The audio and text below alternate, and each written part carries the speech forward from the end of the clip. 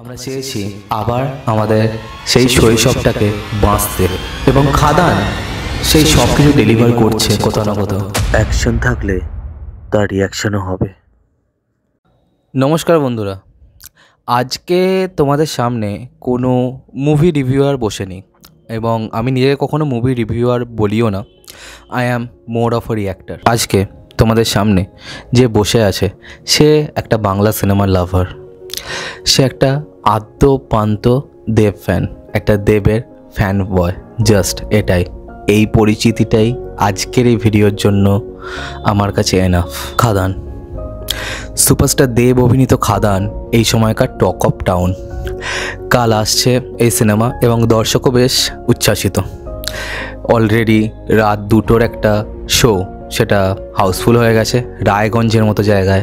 এবং আমি যে সিনেমা হলে দেখতে যাচ্ছি সেটা হচ্ছে সাউথ সিটি মল, এবং যেহেতু আমার বাড়ির কাছে সিনেমা হলে শো লাগতে অনেক টাইম লেগেছিল, তাই আমি এক্সাইটেড হয়ে আমি এবং আমার বন্ধু সাউথ সিটি মলেতেই আমার শো বুক করেছি।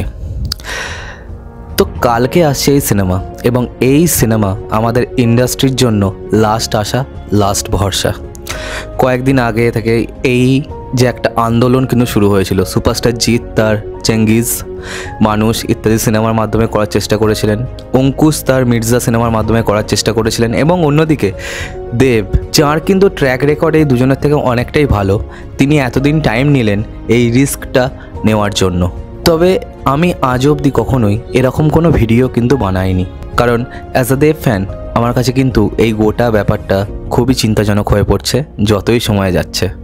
লাস্ট কোন সিনেমা নিয়ে এত চিন্তিত ছিলাম আমার মনে নেই। এই চিন্তাটাকে আমি একমাত্র শাহরুখ খানের পাঠানের সাথে অ্যাসোসিয়েট করতে পারি, এছাড়া আর কিছুই না। কিন্তু খাদান তো কোনো সিনেমা নয়, তাই না? খাদান একটা দাবি, এটা আমাদের শপথ। একটা চাতক পাখির কাছে জল যেরকম, খাদান আমাদের কাছে ঠিক সেরকমই কিছু একটা। কয়েক বছর ধরে আমি এবং আমার বন্ধু সৌম্যদীপ, আমরা দুজনেই চেয়েছি দেব যেরকম সিনেমা বানাচ্ছেন, তবে তার একটা হার্ডকোর কমার্শিয়াল সিনেমা করা উচিত, যেটার জন্য আমরা দেবকে এত ভালোবেসে এসেছি। সেই নাচ, সেই ডান্স, সেই স্টাইল, সেই সোয়াগ। আবার আমরা পরতে চেয়েছি পাগলু জামা, আবার আমরা বিন্দাসের মতো চুল কাটতে চেয়েছি। কিন্তু সেই সুযোগটা কোনো না কোনো কারণে ইন্ডাস্ট্রির যে ডায়নামিক্স সেই অনুযায়ী কিন্তু আমরা করতে পারিনি। কিন্তু খাদান আমাদেরকে সেই আশাটা দিচ্ছে। এর থেকে বড় উপহার একটা সুপারস্টারের তার ভক্তদের কাছে আর কি হতে পারে। আমরা চেয়েছি আবার আমাদের সেই শৈশবটাকে বাঁচতে, এবং খাদান সেই সব কিছু ডেলিভার করছে কোথাও না কোথাও। খাদানের কিশোরী গানটা কেন এত বেশি চলছে, এর কারণ একটাই, যে দেবকে আমরা আবার সেই পুরনো অবতারে নাচতে গাইতে দেখতে পাচ্ছি। তোমরা আবার বলবে যে দেব তো কিডন্যাপেও নেচেছিল, গেয়েছিল। হ্যাঁ, কিডন্যাপের গান কিন্তু খুবই পপুলার সেই সময় দাঁড়িয়ে। কিন্তু অন্যদিকে এটাও আমাদেরকে দেখতে হবে যে কিডন্যাপের যে গল্পটা, সেটা খুবই একটা প্রমিসিং গল্প হওয়া সত্ত্বেও তার মধ্যে কিন্তু সেই ডেপথটা ছিল না। তাই খাদান আমাদের কাছে একটা শেষ ভরসার মতো, এবং ইন্ডাস্ট্রির কাছেও। কালকে এই সিনেমাটা কীরকম হবে সেটা নিয়ে বিশাল চিন্তায় আছি, এবং আমার মনে হয় আমার মতো অগণিত দেব ভক্তরা, যারা জাস্ট লকডাউন কিড নয়, যারা দেবকে ছোটোবেলা থেকে ভালোবেসে এসছে, তারাও কিন্তু এই টেনশনটা করছে। কালকের দিনটা আমার মনে হয় যে বাংলা সিনেমার জন্য যদি সঠিক একটা রিবুট হতে পারে, তাহলে আমাদের সমস্ত সিনেমা প্রেমীদের থেকে খুশি আর কিন্তু কেউ হবে না। এখানে কে রাজ চক্রবর্তী, কে জিৎ, কে SBF, কে সুরিন্দর, কে SK মুভিজ, কে উইন্ডোজ প্রোডাকশন, এইসব না ভেবে আমরা যদি একত্রিত হয়ে অ্যাজ আ অডিয়েন্স এই সিনেমাটাকে সাপোর্ট করি, তাহলেই একমাত্র কিন্তু ভালো সিনেমা আমরা দেখতে পেতে পারি।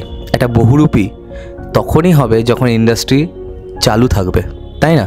আজকে একটা বহুরূপী বাই ফ্লিক বেরিয়ে গেছে, কিন্তু তার মধ্যেও তো অনেকখানি রিসার্চ ছিল। বহুরূপী এখন নতুনকার জামানার একটা কমার্শিয়াল সিনেমা, কিন্তু তার মধ্যে কিন্তু ভরে ভরে রিসার্চ ছিল, এবং বিনিদ্র রাত কিন্তু তার মধ্যেও লেগেছে। তো মজাটা এখানেই যে খাদানের মতো সিনেমা যদি চলে, তাহলেই আরও 5টা কিন্তু ভালো সিনেমা তৈরি হবে। যদি একটা জোশ, যদি একটা পরাণ যায়, এই সকল সিনেমাগুলো যদি টাকা এনে দেয়, তাহলেই কিন্তু ঋতুপর্ণ ঘোষ এর সিনেমা বা অপর্ণা সেনের সিনেমা, ওইগুলো সেই সময় কিন্তু ফান্ড পেত। তাই আমি বলছি যে খাদান চলা কিন্তু খুবই দরকার, কারণ এত বড় একটা প্রজেক্ট, তার মধ্যে কতজন কিন্তু কাজ পেয়েছে। আমাদের বাংলা সিনেমার টেকনিশিয়ানসদের এখন যেরকম অবস্থা, তারা কিন্তু দিনের পর দিন তাদের কিন্তু কাজের পরিসর কমে যাচ্ছে।